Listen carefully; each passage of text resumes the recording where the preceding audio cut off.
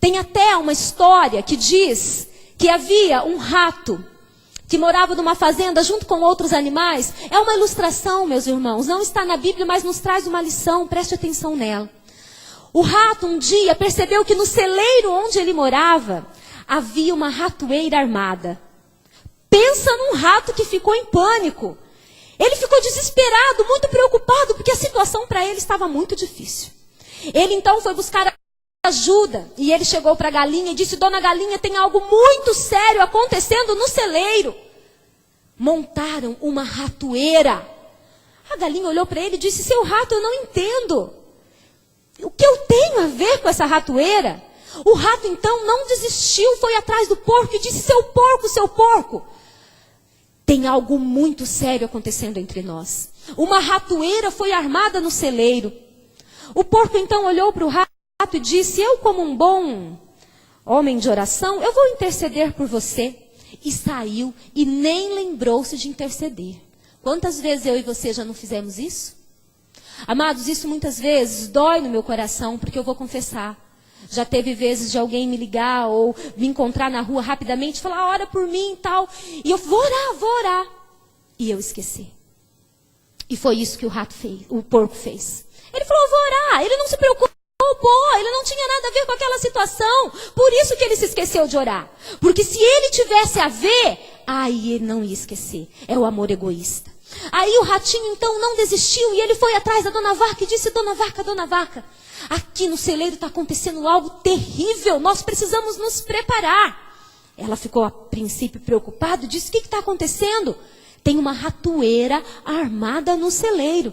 A Dona Vaca riu e disse: Isso não pode me causar mal algum. E aí então a noite chegou e o ratinho ali no canto amedrontado, sozinho e com medo, porque ele sabia que se ele se movesse, ele ia correr um grande risco. Só que o costume dos ratos são de se movimentar à noite, eles precisam disso, é a vida deles. E o ratinho então começou a se movimentar e de repente, pá! A ratoeira desarmou. Amados, a dona da fazenda então levantou-se na madrugada e foi lá então para pegar o ratinho que estava preso, mas ela não percebeu que na verdade a ratoeira tinha prendido a cauda de uma cobra.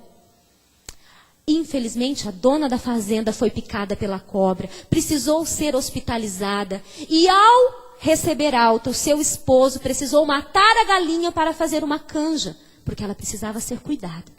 Passaram-se alguns dias e ela não melhorava e começou a ouvir muitas visitas, parentes de fora, e foi inevitável. O fazendeiro precisou matar o porco para alimentar as pessoas que vinham visitá-la. Aí então, após alguns dias, a esposa do fazendeiro não suportou a enfermidade, a ferida da cobra, e veio a falecer. E aí, sem dinheiro para pagar o funeral, o dono da fazenda vendeu a vaca para um frigorífico. Amados, olha o que a Bíblia diz no livro de Efésios, capítulo 2, verso 4. Não olhe cada um somente para o que é seu, mas cada qual também para o que é dos outros. Vocês entenderam a ilustração do ratinho? Aparentemente eles não tinham nada a ver com o problema. Mas quando há uma ratoeira no celeiro, todos correm perigo. Nós precisamos entender e pedir para que Deus nos dê este coração de que hoje, talvez não seja você que está vivendo uma situação difícil, mas amanhã nós poderemos estar nesta mesma situação, ou talvez até pior. E aí com que moral, com que direito nós iremos pedir ajuda? Se quando nos pediram, nós simplesmente ignoramos.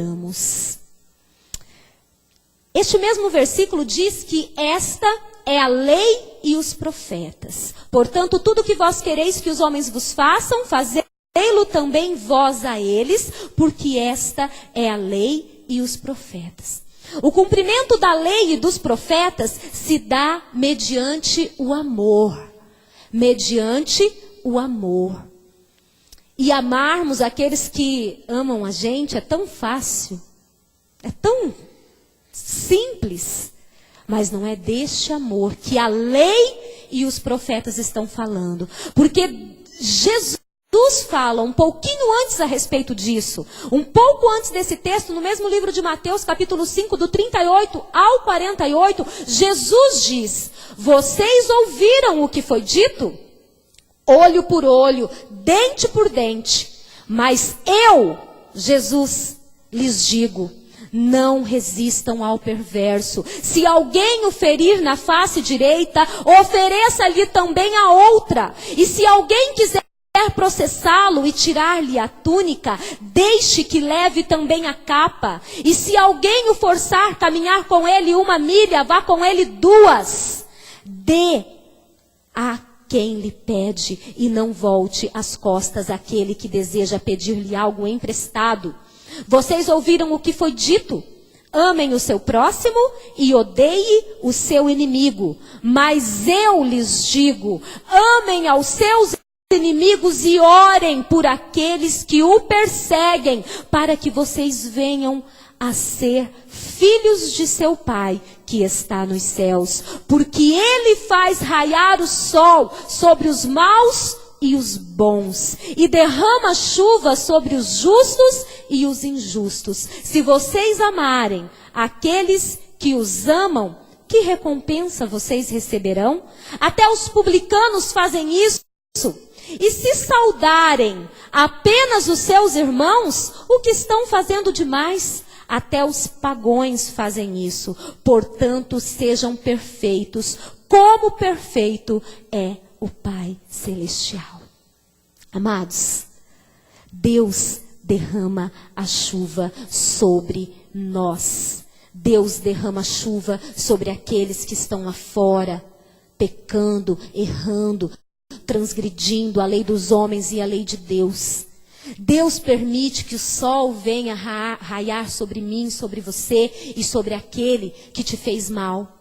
Sabe por quê? Porque assim como um dia Deus não desistiu de mim, Deus não desiste de ninguém. Deus nos ama. Deus quer todos com Ele. E Deus não desiste. Não importa o quanto as pessoas possam errar, o quanto possam pecar, Deus se mantém firme, amando, esperando o dia em que essa pessoa vai se voltar a Ele. E nós? Qual tem sido a nossa atitude? A pessoa errou com a gente uma vez, a gente já se afasta. Errou 2, a gente já some. Errou 3, a gente abandona. Pensa, se Deus fosse assim, eu não estaria aqui agora, de forma nenhuma. E talvez esta igreja estaria bem vazia. Talvez pouquíssimos permaneceriam aqui. Não é este o olhar de Deus. Este não é o olhar de Deus. A Bíblia diz que saudar os irmãos é muito fácil. Até os publicanos fazem isso. Na época, até os cobradores de impostos faziam isso. Amados, é tão triste. Quando às vezes até dentro da igreja, a gente percebe que as pessoas só cumprimentam aqueles que estão ali caminhando com ela. Você às vezes tenta, olha, fica olhando para a pessoa, só falta abrir o braço e a pessoa passar de reto de você. É triste isso. Porque a gente quer ter contato, a gente quer cumprimentar, a gente quer abraçar. É claro que talvez quantas vezes eu deixei de te abraçar, mas a gente precisa ter essa comunhão. Não basta a gente cumprimentar os nossos irmãos, aqueles que só estão com a gente ali o tempo todo. Eu até teve um tempo que eu confesso, eu peguei muito no pé do pastor Jorge, porque ele cumprimenta todo mundo com a paz do Senhor, não importa onde seja. Se ele for no presídio, ele vai cumprimentar com a paz do Senhor. Se ele está lá, chega um cliente, ele cumprimenta com a paz do Senhor. Acho que ele vai atender a vítima, ele já fala, paz do Senhor, como você está, querido? E eu falo para ele, Jorge, a pessoa nem sabe o que significa isso. Ele fala, eu sei e eu tenho essa paz para dar. E eu vou oferecer para quem quiser. E eu, muitas vezes, por constrangimento, não faço isso. Porque é mais fácil chegar para o pastor Nilson, pastorzão, paz do Senhor Jesus, que legal. É fácil. Agora, difícil mesmo é eu chegar para alguém que nem sabe o que é isso e falar assim, a paz do Senhor, meu irmão. O pessoal vai falar, mas que vocabulário estranho, né? Mas a gente precisa ser assim. Tratar os outros como a gente se trata aqui dentro. Olha o que a Bíblia diz no livro de Mateus, capítulo 22, do verso 37 ao 39. Disse Jesus, Ame ao Senhor seu Deus de todo o seu coração, de toda a sua alma e de todo o teu entendimento.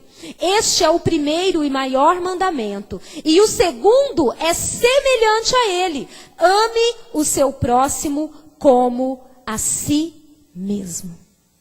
Todos nós aqui estamos limpos. Se você está com dor de cabeça, você já foi ou será medicado. A gente se ama. A gente trabalha para suprir as nossas necessidades. A gente cuida de nós e isso é certo. Isso é bom, isso é necessário. E não sou eu que estou dizendo.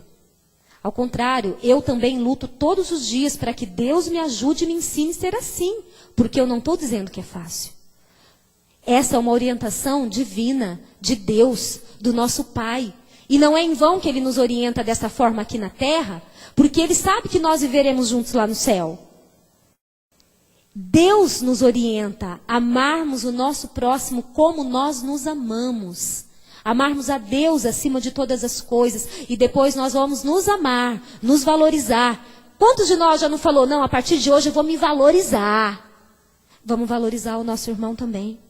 Vamos valorizar o nosso próximo. A Bíblia diz em Romanos 13, 8, 10, do 8 ao 10, Paulo escrevendo, não devam nada a ninguém, a não ser o amor de uns pelos outros, pois aquele que ama o seu próximo tem cumprido a lei, pois são estes mandamentos. Não adulterarás, não matarás, não furtarás, não cobiçarás, e se há qualquer outro mandamento, tudo nesta palavra se resume. Amarás o teu próximo como a ti mesmo. Se a gente ama o nosso próximo, a gente vai adulterar? Claro que não. Mais próximo do que o meu esposo, não vou fazer isso. Se a gente ama o nosso próximo, a gente vai furtar, roubar? Não. A gente ama, a gente respeita o que é do outro. A gente não quer para o outro aquilo que a gente não quer que façam para nós. A gente vai cobiçar? Não, a gente ama, a gente ama, a gente ama. A gente fica feliz ao ver o nosso irmão prosperar. A gente se enche de alegria ao ver a vida dele melhorar. A primeira regra do amor é que ele nos leva a tratar os outros começando por nós mesmos. Vocês sabiam disso? Nós tratamos os outros começando por nós mesmos. Não se determina o tratamento aos outros olhando para eles e se perguntando se eles merecem, mas olhando para nós. Quando você for lidar com uma situação difícil, não olhe para a pessoa e fale, nossa, mas olha o que ele fez. Não, olhe para você e diga, Senhor, e se fosse eu? E se fosse eu que tivesse feito isso? A gente precisa tratar olhando para nós, porque pode ser que nessa mesma situação a gente não vai se encontrar, mas nós estamos sujeitos a se encontrar talvez em situação até pior. Como que a gente pode se libertar do egoísmo que nós temos? Como já estou dizendo, a gente tem um amor egoísta, a gente de certa forma é egoísta até como igreja, né? No lidar, no tratar, e a gente precisa se libertar disso. Como lidar com o egoísmo? Aprender a ver os outros como a gente vê a si mesmo. Primeira coisa, e única coisa, olhando para Deus. A nossa fixação não pode estar em nós, porque nós somos pecadores, nós somos falhos, nós erramos no nosso julgamento, nós erramos no nosso achômetro, nós precisamos estar fixados e fascinados por Deus, não fixados e fascinados em nós mesmos. Porque quando nós vamos por nós mesmos, a nossa chance de errar é de 100%.